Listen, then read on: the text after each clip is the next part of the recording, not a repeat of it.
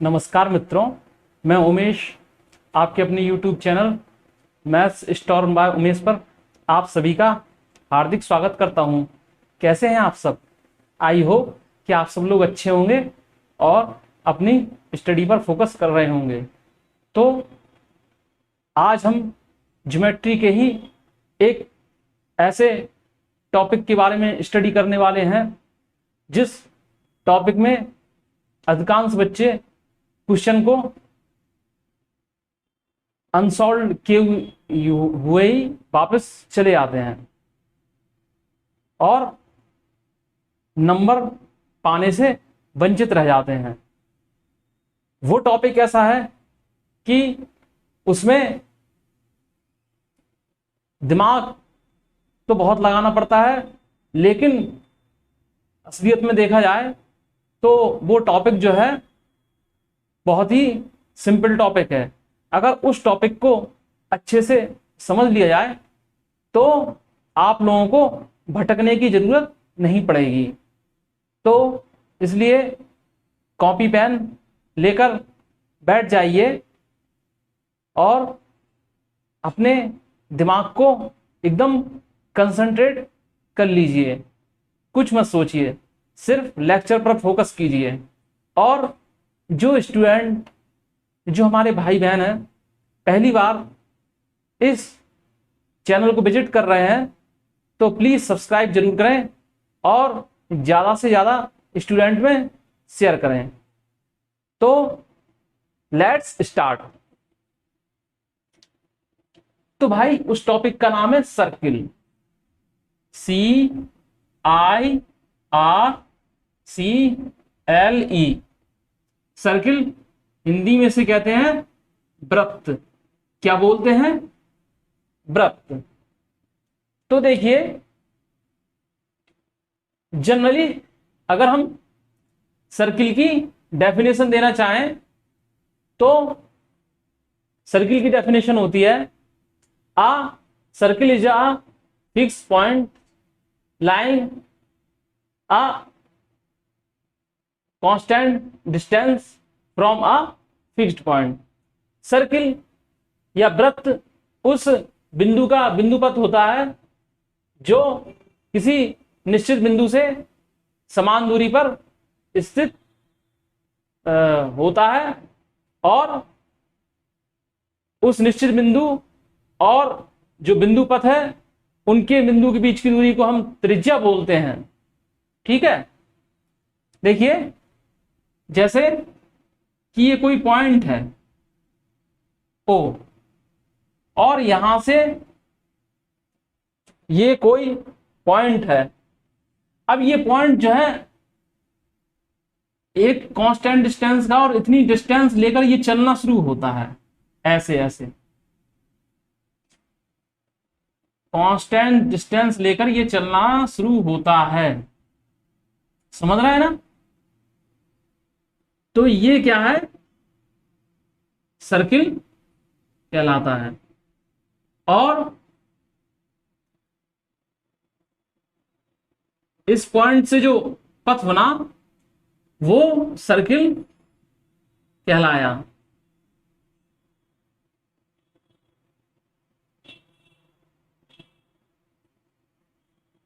इतना समझ में आया?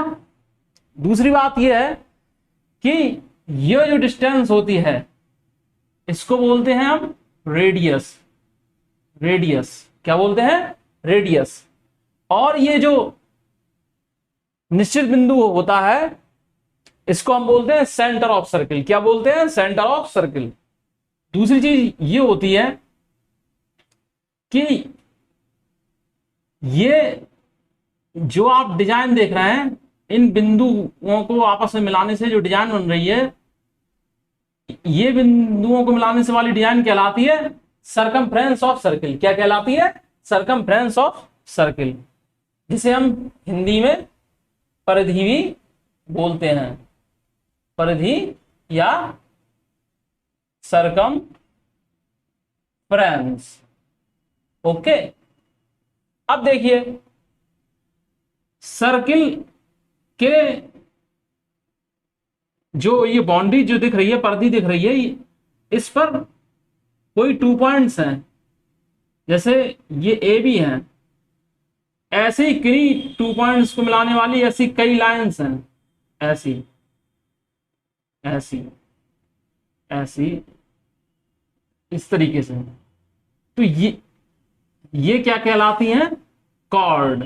ये सब लाइन क्या कहलाती हैं? Chord of circle.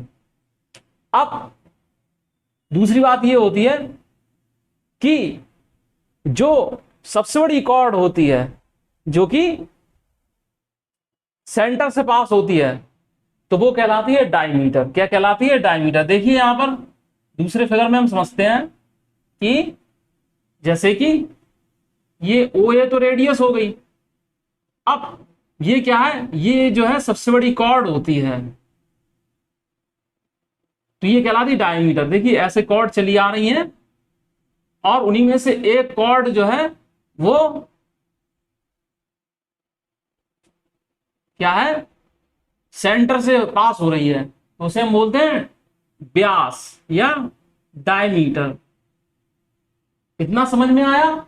और डायमीटर जो होता है, डायमीटर जो होता है वो होता है 2 इंटू रेडियस। क्या होता है?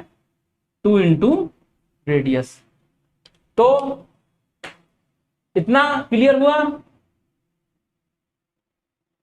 हमारे पास ऐसा सर्किल है जिसमें ये जो है रेडियस के बारे में भी हमने जान लिया, डायमीटर के बारे में भी जान लिया, अब और कॉर्ड के बारे में भी जान लिया। अब देखिए इसमें क्या होता है कि ये जो आप इस तरीके की डिजाइन देख रहे हैं, ऐसे ऐसे, ये ऐसे जा रही है, ऐसे जा रही है, ऐसे जा रही है, ठीक है, इस तरीके से, तभी तो हमारा सर्किल बना। ऐसे। तो इनको हम बोलते हैं आर्क। क्या बोलते हैं? आर्क, यानी कि चाप। हिंदी में क्या बोलते हैं? चाप। तो इस तरीके की जो आपके स्लोप वाले जो डिजाइन होती है, जो स्लोप होते हैं, इसको हम बोलते हैं आर्क। तो ये मैं बिल्कुल बेसिक लेवल से इसलिए बता रहा हूं कि कुछ स्टूडेंट ऐसे होंगे जिन्होंने 8th तक ही मैथमेटिक्स पढ़ा होगा और उसके बाद ये सब वो भूल गए होंगे, तो उनको दोबारा रिमाइंड हो जाए, तो इस वजह से ये हम बता रहे हैं इतने बेसिक लेवल से। और जिन बच्चों का पहले से पढ़ा हुआ है वो भी समझे। देखिए अब क्या होता है कि ये कोई पॉइंट ओ है, इससे, और ये आर्क ए बी है, ये कोई आर्क ए बी है, ये आर्क ए बी है।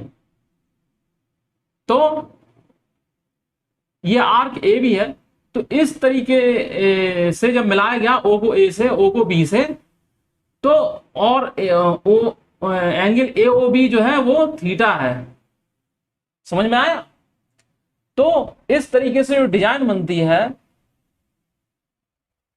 इसको हम क्या बोलते हैं? इसको बोलते हैं हम सेक्टर। क्या बोलते हैं? सेक्टर। हिंदी में बोलते हैं त्रिज्य खंड। क्या बोलते हैं? त्रिज्य खंड। ऐसे ही ये क्या है? छोटा चाप है, यानी शॉर्ट आर्क है, और ये क्या है? बड़ा चाप है, ठीक है। तो यहां पे भी एक त्रिज्यखंड बन रहा है, तो ये बड़ा वाला त्रिज्यखंड हो जाएगा, यानी दीर्घ त्रिज्यखंड। तो ये हो जाएगा, ये कहलाता है मेजर सेक्टर, और ये जो है इतना जो कहलाता है माइनर सेक्टर। इतना क्लियर हुआ? अब देखिए ये जो त्रिज्यखंड होता है, ये जो सेक्टर होता है, ये इसका जो एरिया होता है, एरिया एरिया ऑफ सेक्टर, ठीक है, तो पाई आर स्क्वायर थीटा अपॉन 360 ये होता है। ये सर्किल है, सर्किल होता है, और ये सर्किल का सेंटर होता है, और ये क्या होती है, सरकमफ्रेंस होती है, जैसे परदियम बोलते हैं। ये क्या होता है, पूरा डायमीटर होता है, और ये जो है डायमीटर का हाफ रेडियस होती है। तो अगर हम सरकमफ्रेंस के बारे में जानना चाहते हैं तो सरकमफ्रेंस ऑफ सर्कल होती है, सरकमफ्रेंस जो होती है वो होती है 2 इंटू पाई आर। क्या होती है, 2 इंटू पाई आर।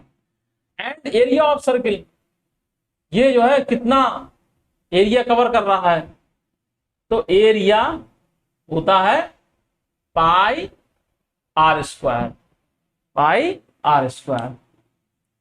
तो सरकमफ्रेंस करने के लिए हम क्या कर देते हैं कि पाई इंटू 2r, यानी कि pi into diameter, pi into diameter, तो हमें मिल जाता है 2 पाई आर, और एरिया जो है वो होता है पाई आर स्क्वायर।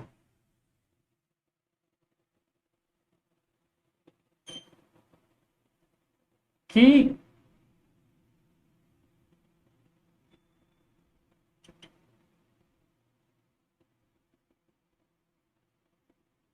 ये कोई आर्क ए बी है और ए बी को मिलाया गया है, जिससे कि ये जो सर्किल है इसके दो अलग अलग पार्टीशन हो रहे हैं।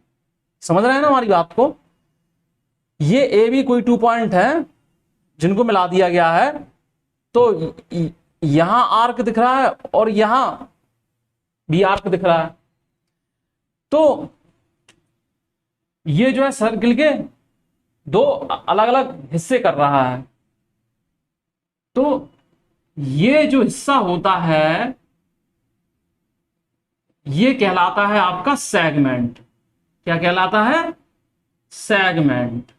सेगमेंट मतलब वृत्तखंड, ठीक है। और ये भी कहलाएगा सेगमेंट, ये भी कहलाएगा सेगमेंट, लेकिन दोनों के नाम में चेंज हो जाएगा।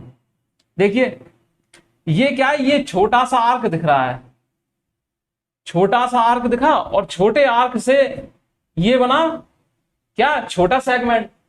तो ये कहलाएगा आपका माइनर सेगमेंट। क्या कहलाएगा, माइनर सेगमेंट, यानी कि लघु वृत्तखंड।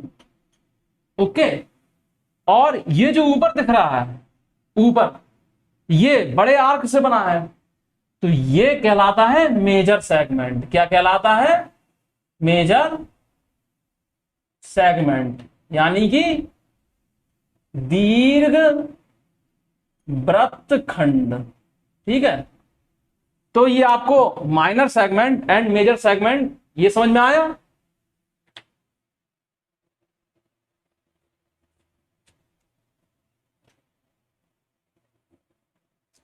तो सेक्टर वाली बात भी आपको समझ में आ गई होगी और सेगमेंट वाली बात आपको समझ में आ गई होगी। दो कोई सर्किल हैं, दो ऐसे कोई सर्किल हैं जिनमें क्या है कि इसका सेंटर है ओ और इसका सेंटर है ओ डैश। इसमें सेक्टर ए बी है और इसमें सेक्टर है ए डैश बी डैश। मतलब इसका आर्क ए बी है, इसका arc A dash B dash हमने कंसीडर कर लिया, तो इसमें सेक्टर बन रहा है ओ ए बी एंड इसमें बन रहा है ओ डैश ए डैश बी डैश। ये सेक्टर बन रहे हैं। तो देखिए अगर ये आर्क दोनों एक दूसरे के सर्वांश में बिल्कुल इक्वल है, यानी कि इतनी डिजाइन को हम काट कर इस पर ओवरलैप कर दें, जिससे कि अगर ये इसको पूरा कवर कर रहा है तो क्या है, ये जो है इसके कन्ग्रुएंट होगा। तो if arc A B congruent arc A dash B dash, तो उस कंडीशन में क्या होता है कि ये जो एंगल होते हैं ये इक्वल होते हैं, समझ रहे हैं। तो then angle A O B equal angle A dash O dash B dash. इतना क्लियर हुआ, इतना क्लियर हुआ। और इसी बात को अगर कन्वर्सली कहते हैं हम, यानी कि इसी बात को हम उल्टा कर दें कि ये दोनों अगर एंगल इक्वल हैं, if angle A O B equal angle A dash O dash B dash, तो उस कंडीशन में क्या होगा, आर्क ए बी, आर्क को हम ऐसे भी लिख सकते हैं, समझ रहे हैं ना, आर्क ए बी कन्ग्रुएंट होगा arc A dash B dash के। तो इतना क्लियर हुआ। अब देखिए जैसे कि कोई सर्किल है जिसमें ये ए बी कॉर्ड है और ये सी डी कॉर्ड है, ये ए बी कॉर्ड है, ये सी डी कॉर्ड है। अगर ये वाला सेगमेंट और ये वाले सेगमेंट दो बन रहे हैं, ठीक है, इस कंडीशन में यदि ये arc, if arc A B equal to arc C D, तो उस कंडीशन में जो कॉर्ड होगी, chord A B equal to chord C D होगी। इस बात को समझिए कि जैसे कोई सर्किल है, ये सर्किल दिख रहा है जिसमें सेंटर इसका ओ है,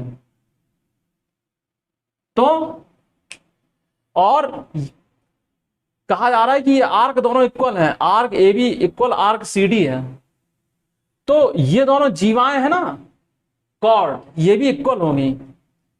इसको हम पलट कर भी बोल सकते हैं कि अगर chord A B equal to chord C D, यदि ये दोनों कॉर्ड इक्वल हैं किसी सर्किल में, तो उनके जो आर्क हैं वो भी इक्वल होंगे, समझ रहे हैं ना। तो ये बेसिक चीजें हैं, चल रही हैं। आई होप कि आप लोग समझ पा रहे होंगे और इसको ध्यान से समझिए, क्योंकि सर्किल में जो है बहुत ही दिमाग लगाना पड़ता है। एक्चुअली ये ट्राइंगल इतना टफ नहीं है, लेकिन फिर भी ये थोड़ा दिमाग को घुमा देता है, लेकिन है बहुत ही सिंपल। ट्राइंगल भी सिंपल था, क्वाड्रिलेटरल भी सिंपल था, और सर्किल इससे भी ज्यादा सिंपल है। आप बस ढंग से स्टडी कीजिए। अब देखिए, एक होता है कंसेंट्रिक सर्किल। तो कंसेंट्रिक जो सर्किल होता है, तो इसमें क्या होता है कि दो सर्किल होते हैं, उनका सेंटर एक ही होता है। ये तो हमने अंदाज से बनाया इसलिए थोड़ा सा अटपटा सा बन गया, लेकिन होता क्या है कि जैसे आपने कंपास लिया, इतनी दूरी से बना दिया सर्किल, और फिर उसी सेंटर पर कंपास की जो है नॉक रखी रही, और ये जो डिस्टेंस थी इसको कम करके ये बना दिया सर्किल। तो ये दोनों जो सर्किल दिख रहे हैं, ये दोनों सर्किल दिख रहे हैं, तो इनका जो सेंटर जो है एक ही है, इसे हम कोसेंट्रिक सर्किल बोलते हैं। ऐसे दो सर्किल जो एक ही सेंटर के द्वारा बने हो कोसेंट्रिक सर्किल कहलाते हैं। अब आते हैं सेकंड। सेकंड मतलब होती है प्रतिच्छेदी रेखा, प्रतिच्छेदी रेखा, या इसे हम छेदक रेखा भी बोलते हैं।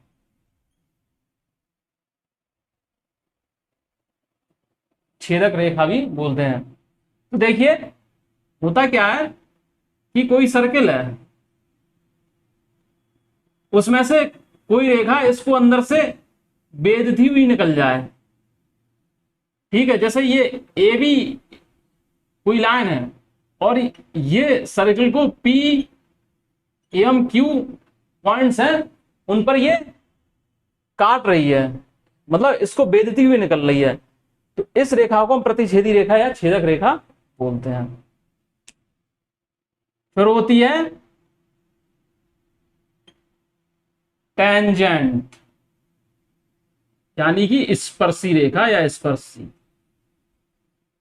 स्पर्शी, स्पर्शी का मतलब सीधा सीधा ये होता है कि कोई ये सर्किल है, उसको कोई लाइन है, ऐसे कोई रेखा है, किसी पॉइंट जैसे हमने माना एन पॉइंट पर स्पर्श करती हुई चली गई है। ठीक है, तो क्या है कि कोई सर्किल है, उसको कोई लाइन जो है किसी बिंदु पर स्पर्श करती हुई निकल जाए तो उसे हम टेंजेंट बोलते हैं, उस वृत्त की स्पर्शी बोलते हैं। ये क्या है, केवल स्पर्श करती हुई जाएगी। और इससे पहले वाली रेखा क्या थी कि वो इसके अंदर से होकर जा रही थी। तो स्पर्शी आपको समझ में आ गई। अब देखिए, हम जब सेंटर और स्पर्शी को मिला देते हैं तो हमेशा 90 डिग्री का एंगल बनता है। इस बात को समझिए कि जब सेंटर से जो स्पर्शी होती है, जो टेंजेंट होती है, उसको मिलाया जाता है तो वृत्त के जिस बिंदु पर वो मिलती है वहां पर त्रिज्या और स्पर्शी के बीच, टेंजेंट एंड रेडियस के बीच जो एंगल बनता है वो 90 डिग्री का बनता है। जैसे कि ये कोई सर्किल है, अब यहां से कोई रेखा इसको ऐसे स्पर्श करती हुई जा रही है, ये से माना कि एम पॉइंट पर स्पर्श कर रही है और ये ओ पॉइंट है, ओ से एम को मिलाया तो ये रेडियस हो गई और ये स्पर्शी है, तो स्पर्शी और रेडियस के बीच में जो एंगल बनता है वो हमेशा 90 डिग्री का होता है। ऐसे ही ये स्पर्शी है, ठीक है, ये के पॉइंट पर इसको स्पर्श कर रही है, यहां इसको मिला दिया तो स्पर्शी और त्रिज्या के बीच में जो एंगल बन रहा है वो 90 डिग्री का है। अब हम जानते हैं कॉमन टेंजेंट के बारे में। किसके बारे में? कॉमन टेंजेंट, यानी कि उभय स्पर्शी। उभय स्पर्शी, भाई उभय स्पर्शी क्या होती है? उभय स्पर्शी वह रेखा होती है कि कोई से भी दो या दो से अधिक वृत्त दिए हैं और उनको वो टच करती हुई चली आ रही है एक साथ, तो उभय स्पर्शी कहलाएगी। देखिए, अब जैसे कि एक सर्किल ये है, एक सर्किल ये है, तो ये जो है और ये दूर दूर है, ये ओ सेंटर का सर्किल है और ये ओ डैश सेंटर का सर्किल है। तो ऐसी स्पर्शी है, ये जो है स्पर्शी है दो, ये इसको भी टच कर रही है और इसको भी टच कर रही है, इसको भी टच कर रही है और इसको भी टच कर रही है, तो ये कॉमन टेंजेंट कहलाएगी। तो अगर दो वृत्त एक दूसरे से कुछ दूरी पर स्थित हैं, if two circle are located same distance from each other, तो क्या होता है उस कंडीशन में कम से कम 4 कॉमन टेंजेंट होती हैं। बात समझ में आ रही? बात समझ में आ रही है आप लोगों को कि यदि दो वृत्त एक दूसरे से कुछ दूरी पर स्थित हो, एक दूसरे को टच ना कर रहे हो, तो उनकी 4 उभयनिष्ठ स्पर्श रेखाएं खींची जा सकती हैं। देखिए, एक तो ये हो गई, दूसरी ये हो गई, तीसरी ये हो गई और चौथी ये हो गई। ठीक है, अब देखिए, दो वृत्त हैं, सर्किल हैं, एक ओ सेंटर का है, दूसरा क्या है, ओ डैश सेंटर का है, और ये एक दूसरे को टच कर रहे हैं, ये एक दूसरे को टच कर रहे हैं, तो कम से कम या ज्यादा से ज्यादा 3 टेंजेंट, 3 जो है कॉमन टेंजेंट तो खींची ही जा सकती हैं। ये हमेशा ध्यान रखिए कि दो सर्किल है और वो एक दूसरे से स्पर्श कर रहे हैं, तो कम से कम 3 कॉमन टेंजेंट खींची जा सकती है। कम से कम कह लो, चाहे ज्यादा से ज्यादा कह लो। देखिए, एक ये कॉमन टेंजेंट हो गई, एक ये कॉमन टेंजेंट हो गई और ये एक ये वाली कॉमन टेंजेंट हो गई। तो इस तरीके से आपने देखा कि अगर दो सर्किल एक दूसरे से कुछ दूरी पर स्थित हैं, तो उनमें 4 उभयनिष्ठ स्पर्शी खींची जा सकती हैं। और यदि दो सर्किल एक दूसरे को किसी पॉइंट पर टच कर रहे हैं, तो उनकी जो है 3 कॉमन टेंजेंट खींची जा सकती हैं। अगर इंटरनली टच कर रहे हैं 2 सर्किल एक दूसरे को, ऐसे इंटरनली टच कर रहे हैं इस तरीके से, जैसे ये ओ केंद्र का वृत्त है और ये ओ डैश केंद्र का वृत्त है, समझ रहे हैं? तो इनके जो केंद्रों के बीच की दूरी है वो कुछ होगी। ठीक है, तो इस कंडीशन में क्या होता है कि केवल एक ही स्पर्शी होती है, समझ रहे हैं? अगर दो वृत्त एक दूसरे को अंदर ही टच कर रहे हैं, तो इस कंडीशन में एक ही स्पर्शी खींची जा सकती है। ये वो पॉइंट्स हम बता रहे हैं जो कि देखने में तो सिंपल लगते हैं, लेकिन कई बार ये स्टूडेंट के दिमाग से उड़ जाते हैं। और कभी कभार इस तरीके से कोई घुमाने फिराने वाले एक आध नंबर क्वेश्चंस में कोई सिंपल क्वेश्चन आ जाता है, तो एकदम से स्टूडेंट्स के दिमाग में जवाब नहीं आता है कि हम इसका क्या आंसर टिक कर दें। तो हमें क्या है कि बेसिक से लेके एडवांस लेवल तक जाना होता है, क्योंकि पहले आप बेसिक अपना मजबूत करेंगे, जो फाउंडेशन है वो स्ट्रांग रखेंगे, तभी जो है आप आगे बढ़ पाएंगे। दूसरी चीज ये देखिए कि हमने अभी कंसंट्रिक सर्किल बताया था, कंसंट्रिक सर्किल हमने बताया था आपको, यानी ऐसे दो सर्किल जिनका सेंटर एक ही हो। तो ऐसी कंडीशन में इनकी कॉमन टेंजेंट कोई नहीं होगी। देखिए, अगर होगी तो केवल टेंजेंट होगी, कॉमन टेंजेंट का सवाल पैदा नहीं होता है। तो कोसेंट्रिक सर्किल की जो होता है, यानी उभय केंद्रीय जो वृत्त होते हैं, उनकी कोई भी कॉमन टेंजेंट नहीं होती है। ठीक है, और जैसे कि कोई सर्किल है सिंपली, अब देखिए हमने आपको बताया था कि ये जो सर्किल है इस पर आप ये समझ सकते हैं कि इंफिनिटी नंबर्स में पॉइंट होंगे। ठीक है, एक पॉइंट यहां होगा, यहां काउंट नहीं कर सकते, और हर पॉइंट पर एक एक स्पर्शी आप खींचते जाएं, खींचते जाएं, खींचते जाएं, खींचते जाएं, ऐसे खींचते जाएं, खींचते जाएं, खींचते जाएं। हर पॉइंट पर अगर एक स्पर्शी खींचते जाएं, तो इस तरीके से आपको इंफिनिटी जो है टेंजेंट मिल जाएंगी। तो किसी भी वृत्त पर जो टेंजेंट खींची जा सकती हैं वो क्या है, अनंत मात्रा में खींची जा सकती है। क्यों? सर्किल के किसी पॉइंट को ही टच करके अगर कोई लाइन निकल जाए तो हम उसे उस सर्किल की टेंजेंट बोलते हैं। अब सर्किल की जो सरकमफ्रेंस है उस पे तो नंबर ऑफ इन्फिनिटी मात्रा में जो है आपके पॉइंट्स जो है उपस्थित रहते हैं। तो इस तरीके से किसी भी जो है सर्किल पर अनंत स्पर्शियां खींची जा सकती हैं। ठीक है डियर स्टूडेंट्स, इतना समझ में आया? अब आगे चलते हैं।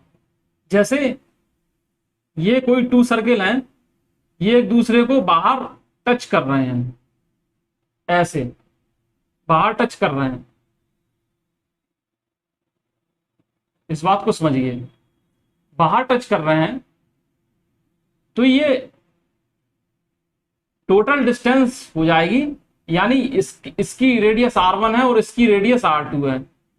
ये O डैश सेंटर का है और ये O सेंटर का है। तो ये जो टोटल डिस्टेंस होगी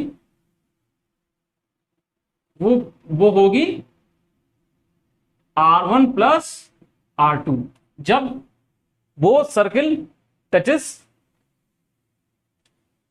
एक्सटर्नली।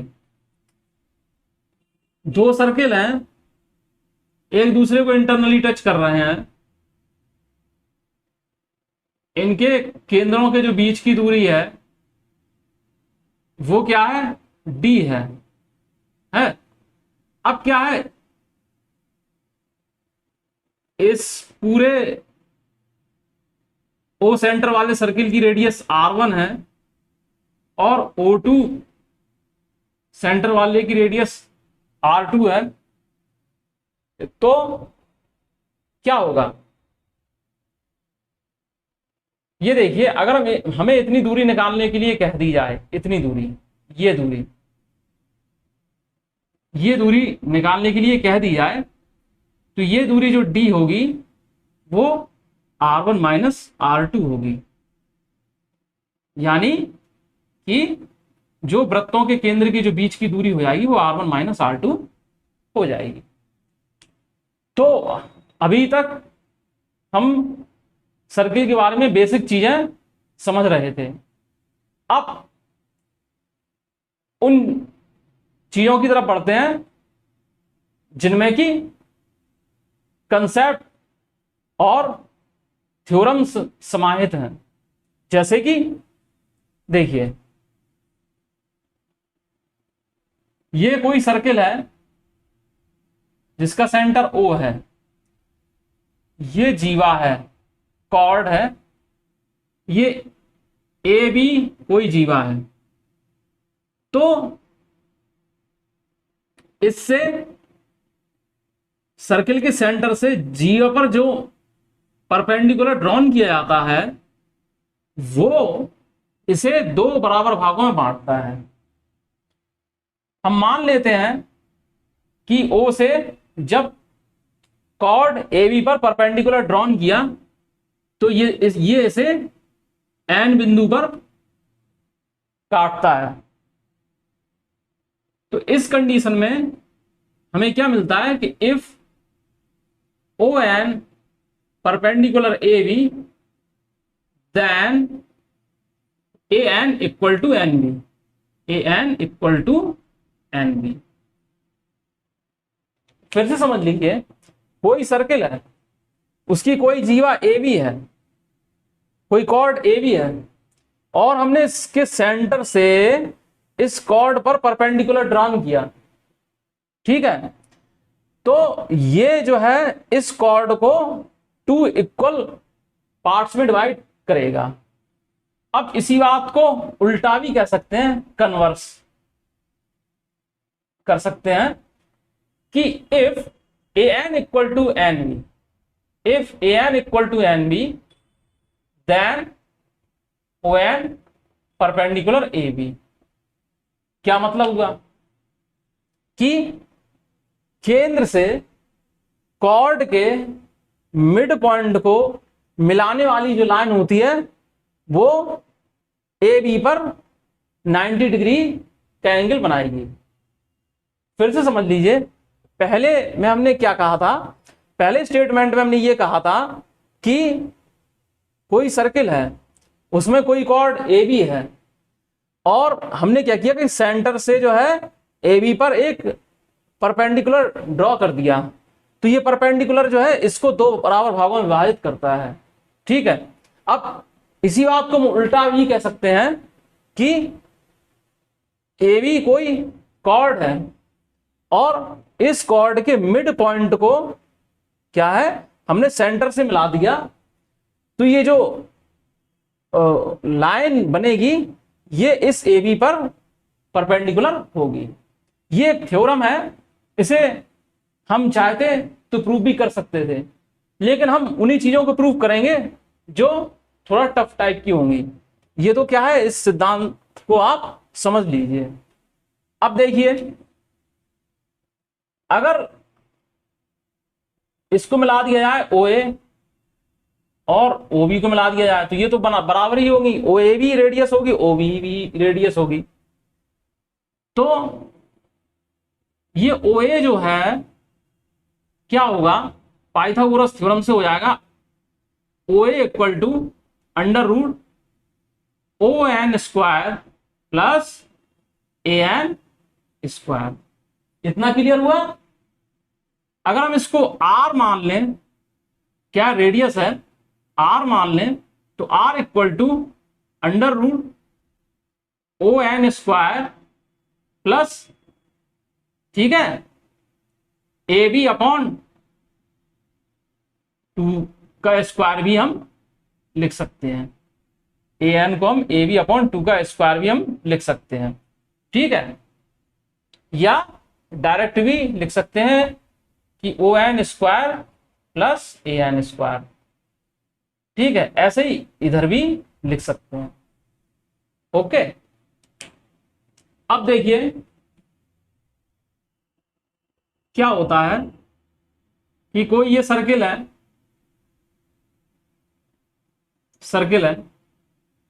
और ये कॉर्ड हैं A B and C D,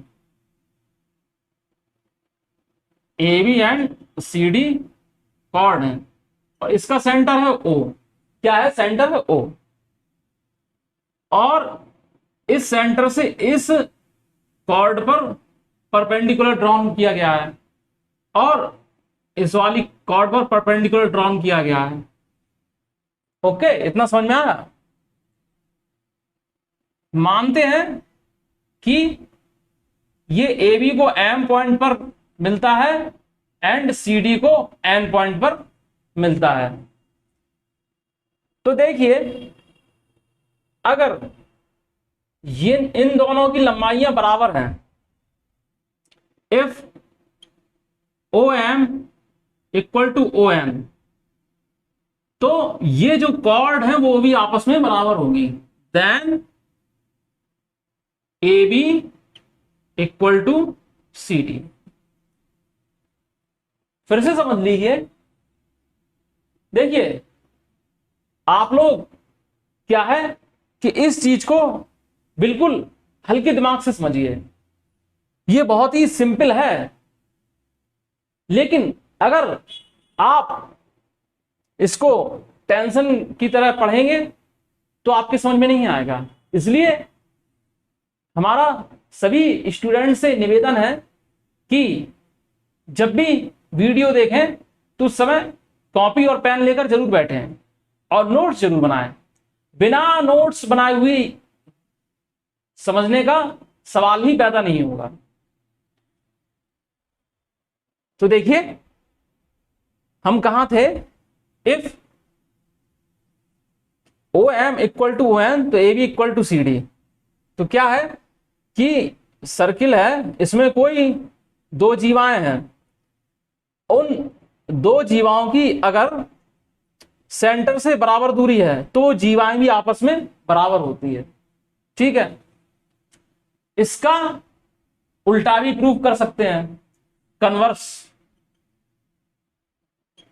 कि अगर जीवाओं की लंबाइयां बराबर हैं, जीवाओं की लंबाइयां बराबर हैं तो जो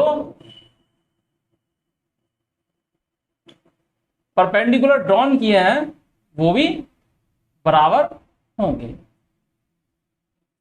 ठीक है, इस बात को याद रख लीजिए कि कोई सर्किल है जिसमें ए बी और सी डी कोई दो जीवाएं हैं, दो कॉर्ड हैं, और ओ से ए बी पर परपेंडिकुलर ओ एम खींचा गया है और ओ से ही सी डी पर परपेंडिकुलर ओ एन खींचा गया है।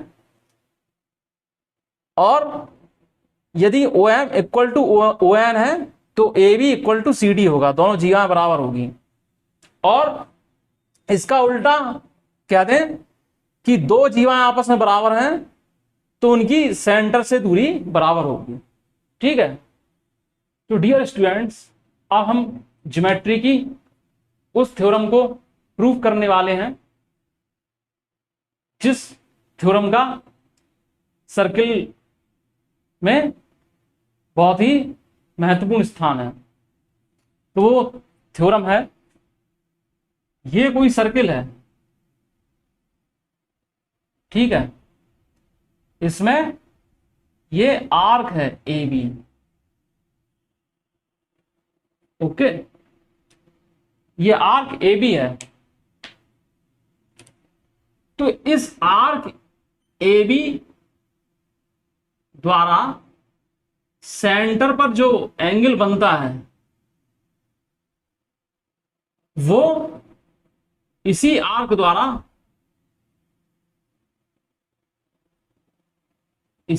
द्वारा सरकमफ्रेंस पर बने हुए एंगल का दुगना होता है। यानी कि angle A O B equal to 2 times of angle A C B. तो देखिए डियर स्टूडेंट्स, हम इसके लिए क्या करेंगे कि सी को ओ से मिलाकर एम तक बढ़ा देंगे। ठीक है, अब देखिए यहां पर आपको दिख रहा होगा ओ ए इक्वल टू ओ सी। भाई क्यों है ओ ए इक्वल टू ओ सी? क्योंकि रेडियस ऑफ सर्किल है। क्या है? रेडियस ऑफ सर्किल है। देखिए ये भी रेडियस है, ये भी रेडियस है, तो ओ ए इक्वल टू ओ सी। इतना क्लियर हुआ?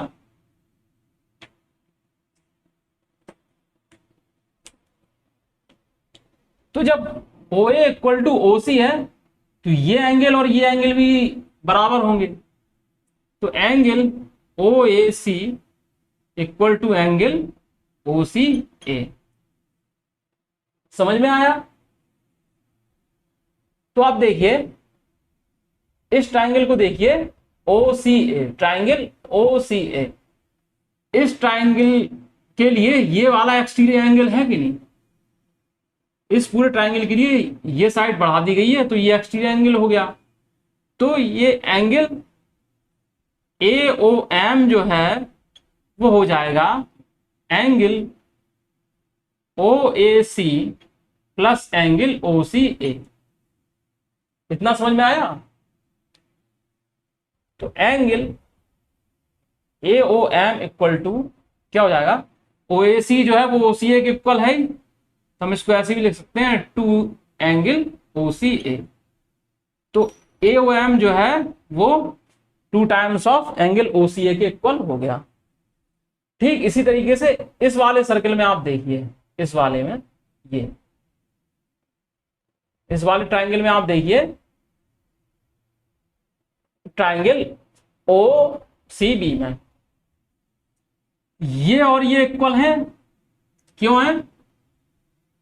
क्योंकि रेडियस है। तो ये वाला एंगल और ये वाला एंगल भी अपने आप इक्वल हो जाएंगे। तो angle O B C equal to angle O C B. ठीक है, अब देखिए इस पूरे ट्राइंगल के लिए ये साइड जो बढ़ी हुई है, ये वाला जो एंगल बन रहा है इस पूरे ट्राइंगल के लिए एक्सटीरियर एंगल का काम कर रहा है कि नहीं? तो angle B O M angle B O M equal to angle O B C plus angle O C B. Angle B O M equal to OBC और ओसीबी इक्वल है तो हम लिख देंगे 2ACB। अब क्या है, इसको और इसको ऐड कर दो, ठीक है।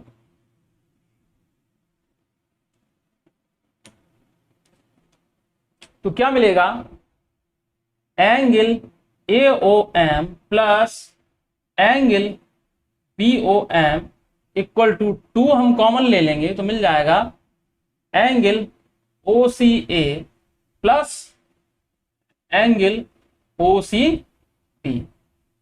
अब देखिए AOM और BOM मिलके बना रहे हैं क्या, AOB। देखो ये और ये एंगल मिलके क्या है, पूरा AOB। तो इस जगह तो हो जाएगा AOB और 2 एंगल OCA यानी ये एंगल और OCB यानी ये एंगल, तो ये मिलके बन रहा है ACB। प्रूव, ठीक है, सिद्ध हुआ।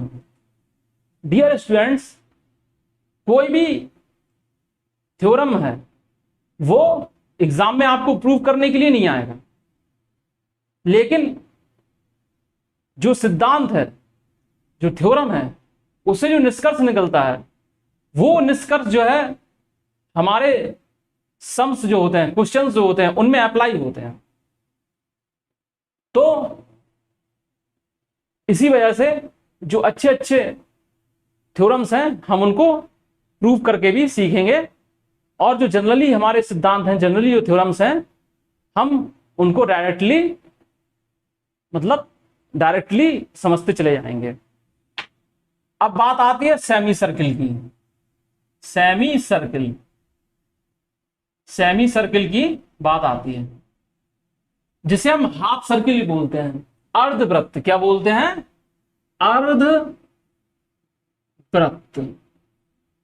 अर्धवृत्त भी बोलते हैं। तो देखिए ये हमारे पास कोई सर्किल है, ओ सेंटर है जिसका, और इसका डायमीटर है, जो डायमीटर है वो इसको 2 बराबर भागों में बांटता है। डायमीटर जो है, किसी भी सर्किल का जो डायमीटर होता है वो उसे 2 बराबर भागों में बांटता है। समझ रहे हैं ना। तो जो ऊपर वाला भाग होता है वो अर्धवृत्त कहलाता है, या और इसी तरीके से ये नीचे वाला भाग होता है, ये भी अपने आप में अर्धवृत्त होता है। ठीक है, इतना समझ में आया। इसे हम इंग्लिश में सेमी सर्किल या हाफ सर्किल बोलते हैं। दूसरी बात ये होती है कि ये जो सेमी सर्किल होता है, सेमी सर्किल, इसमें ये जो डायमीटर है AB, तो इस डायमीटर के द्वारा जो एंगल इसमें बनेगा, ठीक है, चाहे यहां बना लो, चाहे यहां बना लो, चाहे यहां बना लो, वो 90 डिग्री का होता है। अर्धवृत्त में बना हुआ एंगल जो है वो 90 डिग्री का होता है। ये सर्किल हो गया, AB डायमीटर हो गया, इसने यहां पर अर्धवृत्त में बनाया है एंगल ACB, और ये डायमीटर है तो सेंटर से तो पास जाएगा, होगा ही। तो ये एंगल कितना हो जाएगा, ये एंगल हो जाएगा 180। तो हमको पता है कि किसी भी आर्क द्वारा सेंटर पर जो एंगल बनता है वो उसी आर्क द्वारा सरकमफ्रेंस पर बने हुए एंगल का दोगुना होता है। तो यहां पर आप देखेंगे angle AOB equal to 2 angle ACB। इतने में तो समझने में किसी भी स्टूडेंट्स को तो प्रॉब्लम होना नहीं चाहिए। अब AOB क्या है, पूरा 180 का दिख रहा है, तो एंगल ACB जो हमें मिल गया वो 90 डिग्री का मिल गया। ये भी प्रूफ हो गया। तो हम कह सकते हैं कि सेमी सर्किल में जो एंगल बनता है वो राइट एंगल होता है। ये भी एक इंपॉर्टेंट सिद्धांत है। तो डियर स्टूडेंट्स, आज के लिए बस इतना ही। आज जितना हम लोगों ने सीखा है उसका आप कॉपी पर रिवीजन करें, समझें और अपने दोस्तों को भी समझाएं। वीडियो को ज्यादा से ज्यादा शेयर करें, सब्सक्राइब करें, लाइक करें और हमेशा खुश रहें और दूसरों को भी खुश रखें। नमस्कार।